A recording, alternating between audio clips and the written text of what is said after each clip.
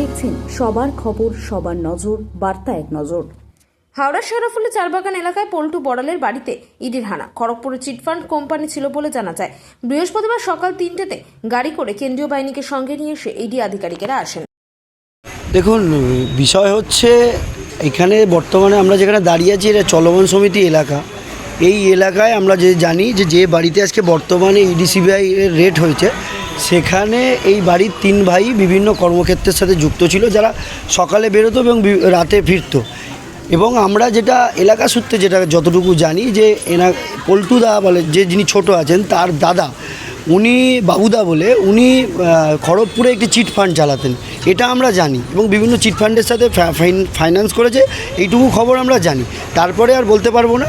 কিন্তু এখন বিষয় হয়ে গেছে, আপনারা সবাই জানেন যে 15 বছরের তৃণমূল আমলে কে কার কোথায় কীভাবে যুক্ত, কোন দুর্নীতির সাথে কারা কীভাবে যুক্ত ছিল বা সাধু সেজে, সেটা তো এখন ইডি সিবিআই আগামী দিনে তদন্ত করে বলবে এরা কোন ইসের সাথে দুর্নীতির সাথে যুক্ত। এলাকায় কি দেখা যেত না, এলাকায় এদের সকাল থেকে সেরকমভাবে দেখা না। সকালবেলা এরা কাজে বেরোতো এবং রাত্রিবেলা এরা বাড়ি ঢুকতো।